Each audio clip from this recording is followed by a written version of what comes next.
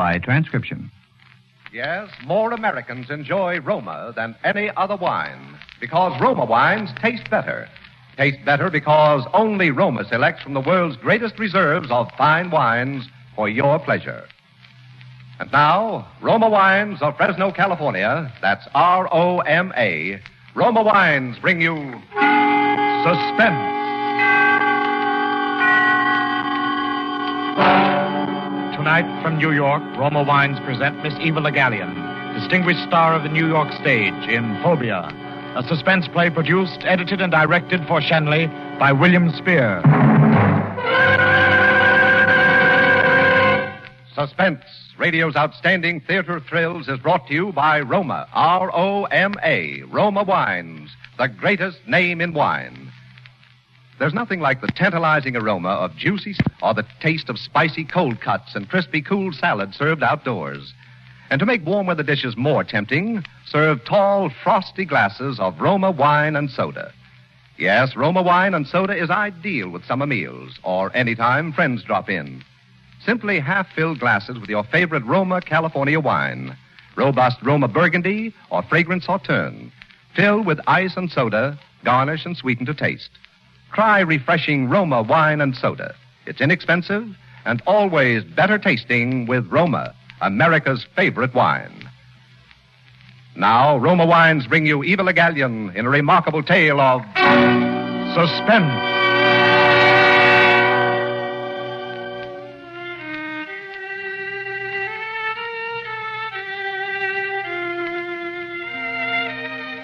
Yes, I'm the Emily Haven whose pictures you saw in the papers. You can tell, of course, by the wheelchair. I thought it was very unkind of them to take full-length pictures. It isn't that I resent the wheelchair, but people have funny ideas about such things. The way they wrote about me being a sweet little lady. You'd have thought I was at least 100 and a helpless invalid. Well, I can tell you right now I'm neither. I'm not supposed to have any excitement, but goodness knows we've had enough of that around here with the murder and all. You probably wonder why, with all our money, I don't have one of those new type modern chairs. It's just that I can't stand the feel of metal. No metal. It affects me like snakes or spiders do some people. I've always been that way. When I was a child, Mother let me use knives and forks with bone handles, and I still use them. I'm certainly glad that the papers didn't find out about that or about Grace. They almost found out about Grace once and printed large headlines. Police question wealthy woman. You probably don't remember it because they never did learn why she was questioned. That was some time ago. Grace had just returned from shopping. Emily, I'm home. In here, Grace? Did you bring my book? Yes, here you are. And I brought another one I thought you'd like. I'm tired. Sit down. We'll have Anna bring some tea. Let's have a look at your loot. What do you mean by that? Why, the things you bought, of course. Oh, I guess I'm so tired I'm jumpy. Come. There's two gentlemen to see you, Mum. Oh, bring some hot tea, please, Anna. Would you like something to eat, Grace? Not till dinner. Just tea, then, Anna, and show the gentleman in. Yes, Mum. Why don't we let her go and get someone who doesn't answer yes, Mum, to everything? Well, you know we couldn't replace Anna. She knows us too well. Why do you say that? Well, you are jumpy. I only meant that she knows our likes and dislikes and humors us. I suppose you're right, but I don't like the way she watches us. Oh, that's just Anna's way. She doesn't mean anything by it. Miss Haven? Yes? I am Henry Lane. I'm assistant store manager at Bradlock's. Oh, yes, Mr. Lane? One of our store detectives observed your sister's unusual actions today and reported them to Sergeant Cole. Oh, pardon me, this is Sergeant Cole. How do you do? I didn't want to turn it in till I talked to Lane here. Yes.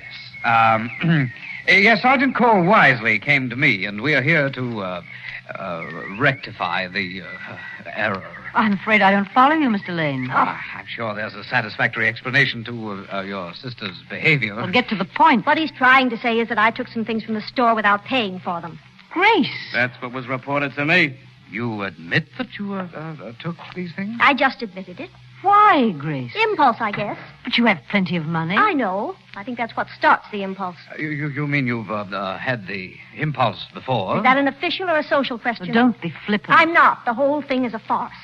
We've always gotten everything we want by signing a check, and we'll continue to do so.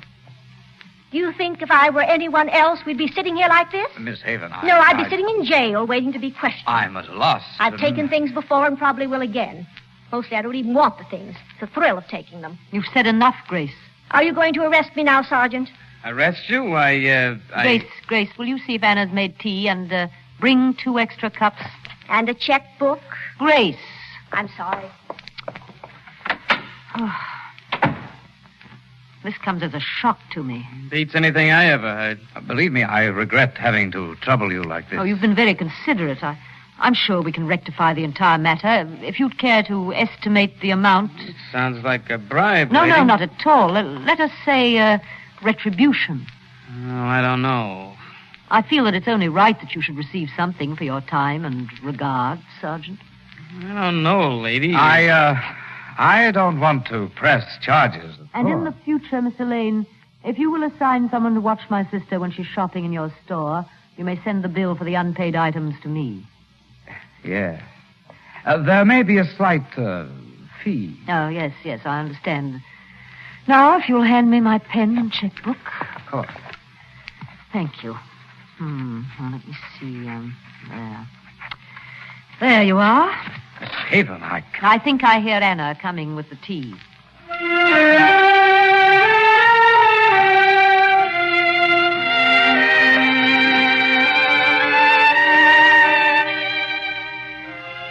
It was a dreary tea. There were little frosted cakes. Sergeant Cole dropped crumbs all over the rug. And Mr. Lane said, between noisy sips. Grace seemed to enjoy it, though. She sat and watched one and then the other. She has an unusual sense of humor. That was the way Mr. Lane started coming to our house. I don't know how it happened, but eventually we were calling him Henry. He was pleasant enough, and I think we might have been friends if he hadn't learned about me, too, entirely by accident. He'd been bringing up presents from the store, and although I suspected that he'd gotten them in the same manner that Grace did, it was a nice, thoughtful thing to do. One night when he came, he was feeling playful. Well, how are the 2 lovely ladies tonight? Oh, very well, thank you, Henry. Isn't he gallant tonight? It isn't difficult to be gallant with you. Now put your heels together and kiss our hands. Oh, Grace. Want to see what I brought for you? Yes, Uncle Henry. Uncle? Oh, you have such a charming way of jesting. Yes, we do have our little jokes. Don't tease, Henry. Show us what you brought. You shall be surprised first. How nice. And I will put it on you. Now, turn around with your back to me. No, don't look. There. A necklace. A silver necklace. Just what I wanted. Very attractive on you, Grace. Thank you, Henry. And now for Emily. No, don't ask me to turn my back. No. Just hold out your hand. Close your eyes and hold out your hand. Oh, that seems so childish, Henry. Play the game. Oh, very well. Are you ready? There. Henry, no! Emily. Emily, what is the matter? It's only a silver compact. It's the metal. I can't stand the feel of metal.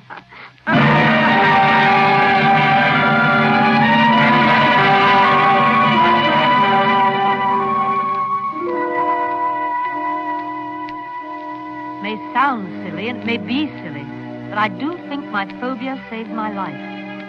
As you know, we have a large amount of silver in the house, and although I have an aversion to touching it, I like to see it around. Grace is always bringing home some piece. It reminds me, I wonder if she... Oh, no matter. Oh, I'm awfully tired. So awfully tired. Would you excuse me a moment? I think I'll just have to lie down for a moment. Yes.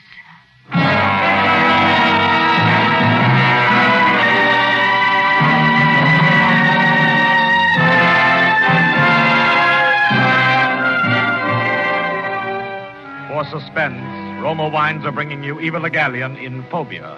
Roma Wines' presentation tonight in radio's outstanding theater of thrills, Suspense.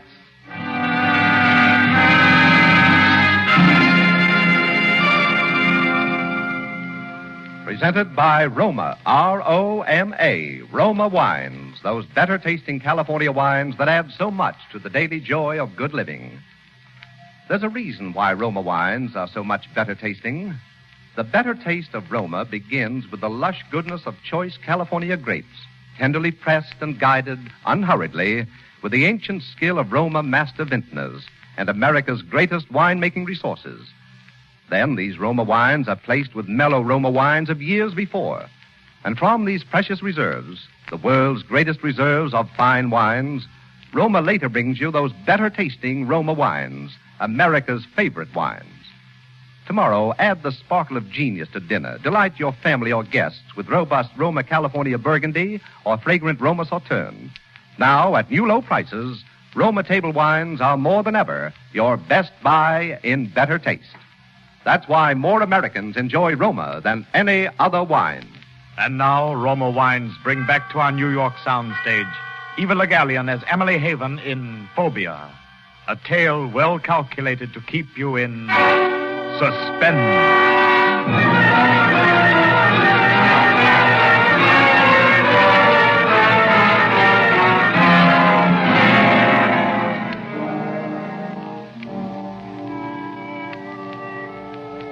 Oh, yes, where was I? Oh, well. One night, Grace was out for the evening, and Anna had gone to bed. I was sitting here in my chair reading. Suddenly, I thought I heard someone moving in the hall. I called out, but no one answered, so I thought it was my imagination. And then I heard it again. I sat very still, listening, and watching the hall door. As I watched, the knob began to turn. Someone was slowly pulling the door open. Anna! Grace! Anna, is that you? Answer me. What? Who are you? Why do you have your face covered? Keep quiet. I will not keep quiet. What do you have in that case? I said keep quiet.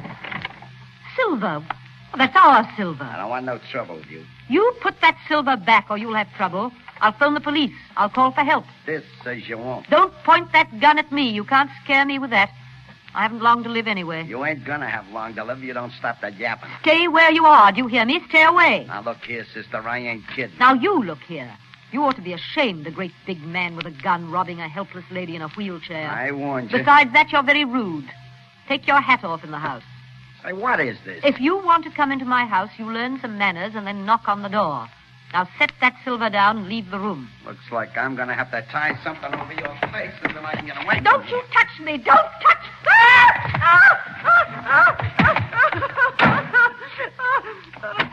What is it, Mom? A man. A man? What man? What did he do? The gun. The metal. He touched my neck with his gun.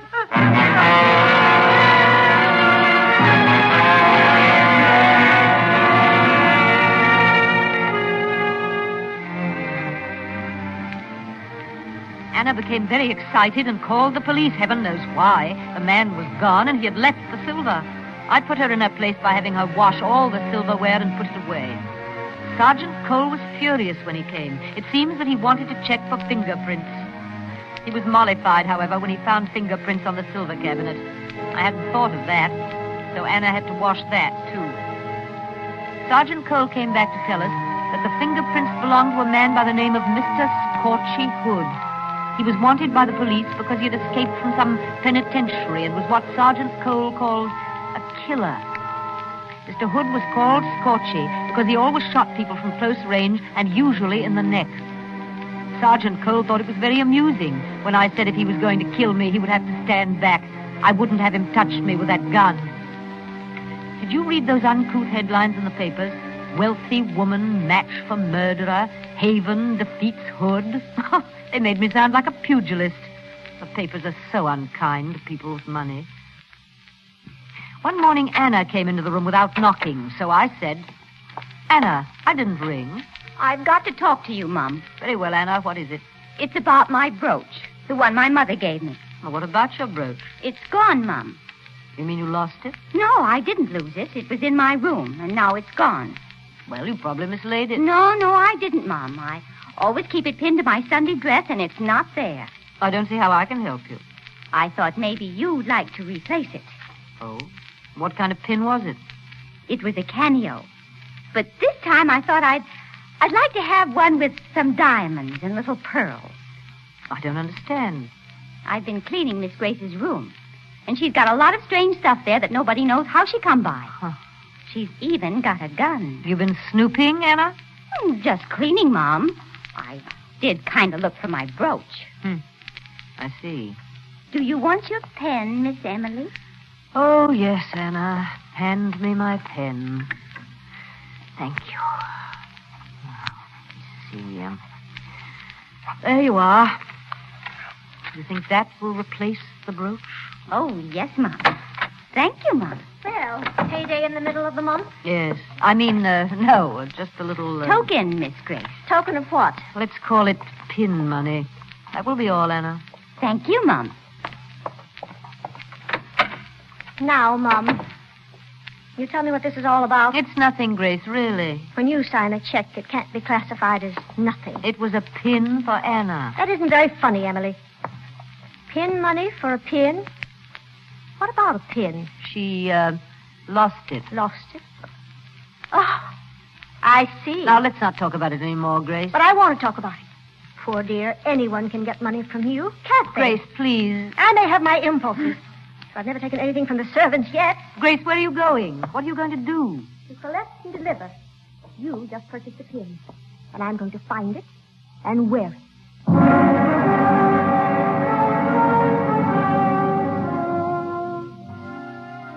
Grace is so impulsive. She's always been good to me. She brings me nice surprises. Sometimes I get a bill for them. And when I don't, I enjoy them even more. Grace is really very serious-minded, and she worries about trifles like leaving me alone with Henry. Henry never was dull, always full of new ideas. I've never told her that he proposed to me. It came as a complete surprise. We were sitting before the fire. Emily, I need more money. I gave you a check last week, Henry, for your relief fund.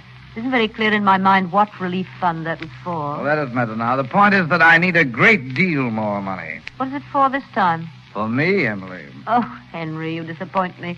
So much more fun when you try to fool me. Oh, I'm tired of that. I think I'd like to marry into the family. Well, that's out of the question. I'm sure Grace would never consider it. Grace? Who else? Good heavens, you don't mean... Oh, yes. You, Emily. Now, why would you want to marry a woman in a wheelchair? Well, you just gave the reason. You haven't long to live, Emily. After you're gone, as your husband, I'd inherit a I think you'd better go, Henry. Go? Not until I've had my answer. What kind of proposal is that? Will you and your money marry me? Oh, no. You'll have to do better than that. Perhaps I can. Henry, what are you doing with that candlestick? I'm going to persuade you. Oh, you can beat me to death. I won't change my mind. You misunderstand, Emily. I'm not going to beat you. I'm going to caress you with it. Henry, Your you hands, wouldn't. Your arms, your throat, your back, perhaps. No, Henry. No. Now listen to me. Let's talk. I don't want to talk. I want to caress you. No, keep away. Don't touch me. Keep away. I will. Put the candlestick down. Very well.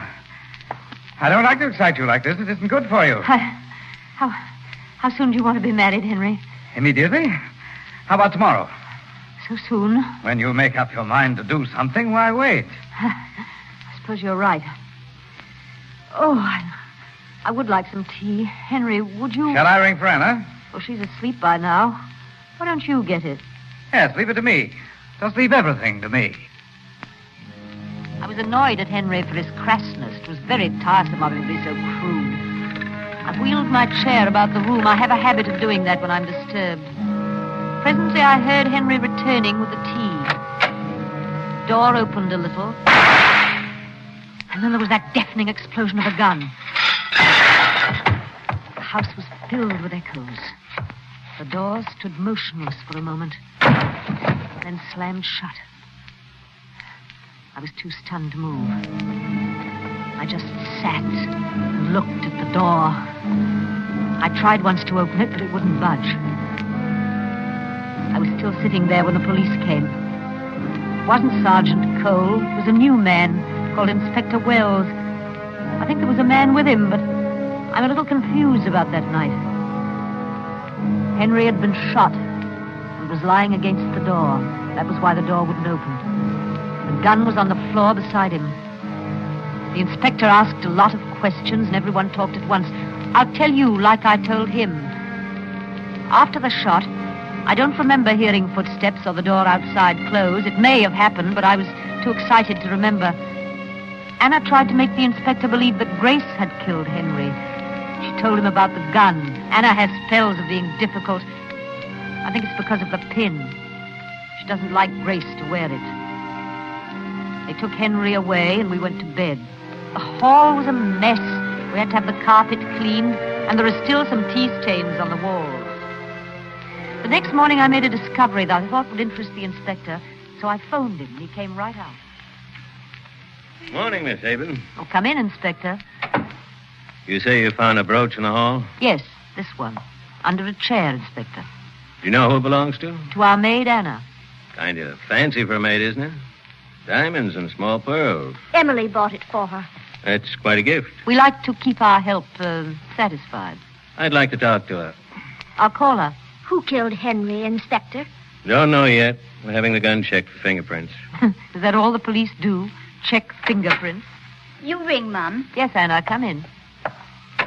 The inspector wants to ask you some questions. Yes, Mum. Did you see Henry Lane last night? You mean while he was alive? Yes. Did you see him before he was shot? Only for a minute. When was that? I heard a noise in the kitchen, and I looked in to see who it was. That was when he went for the tea. Trust Anna to look in. Did you speak to him? Maybe a few words. Did you like Mr. Lane? Like him? I did not. He was no gentleman. Why do you say that, Anna? He used to say unkind things to me. Is this your pin? Why, yes. Where'd you get it? It was found under a chair in the hall. It couldn't have been. I didn't have it on last night. You mean you weren't wearing it when you shot him? Shot him? Oh, my goodness, you don't think I shot him? Right now, we suspect everyone. I didn't kill him. Honest, I didn't. Oh, please, tell him I didn't, Mom. You tell him. Oh, Inspector, it's just occurred to me. I've made a horrible mistake. I remember now that I saw Anna wearing that pin when she served breakfast this morning. So? She couldn't have dropped it last night. Oh, thank you, Mom. Thank you.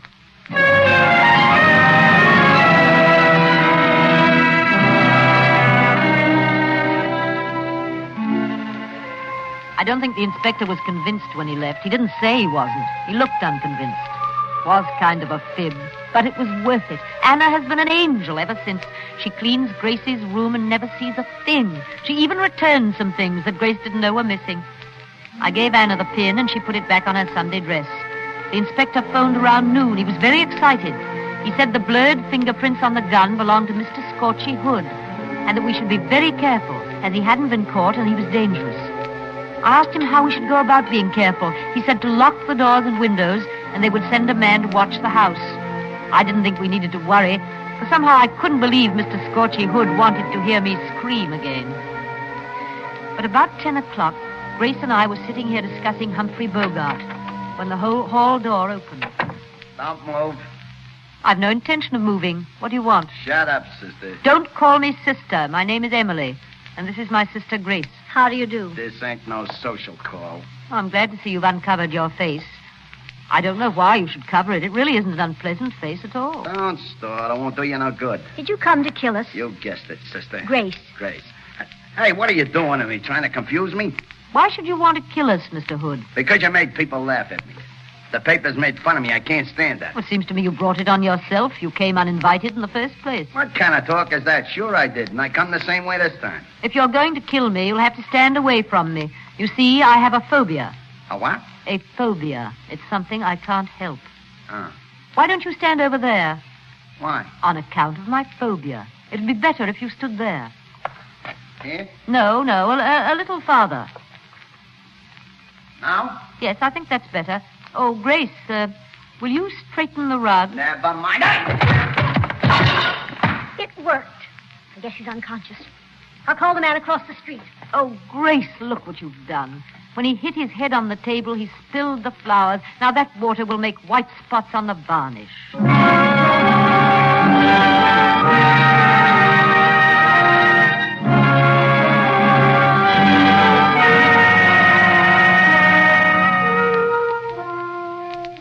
That's the way it happened.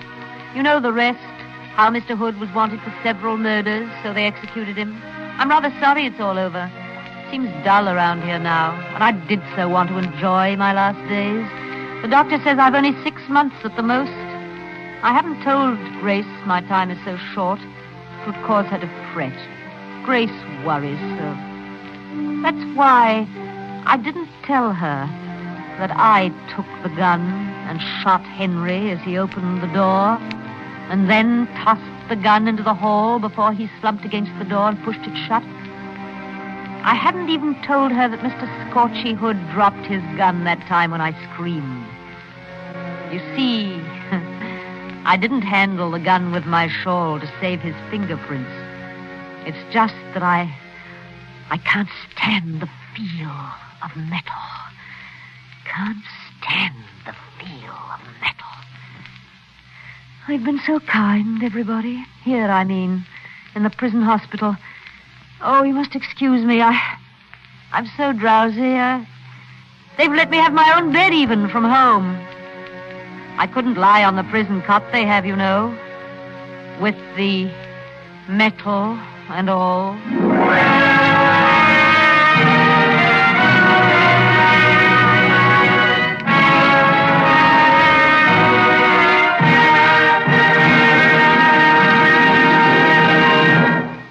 Suspense. Tonight, Roma Wines have brought you Miss Eva Le Gallienne in Phobia, a suspense play written by Joel Hunt. Next Thursday, same time, you will hear Mr. Alan Baxter as star of Suspense. Produced for Shanley by William Spear.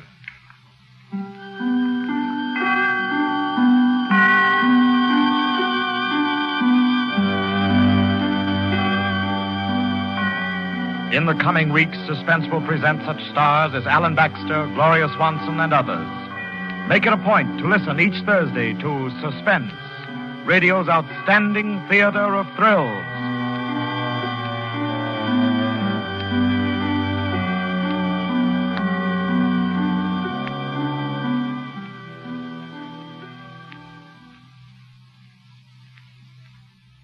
Wherever discriminating people dine, you'll find CRESTA,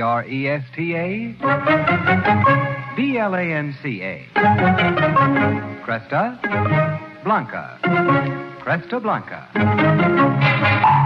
Yes, famous Cresta Blanca wines are served on America's finest ships, trains, and planes, in its most distinguished hotels, restaurants, and homes. Make your dining and entertaining outstanding with the famous Cresta Blanca California sherry or port, now most attractively priced. The preceding program was transcribed. This is CBS, the Columbia Broadcasting System.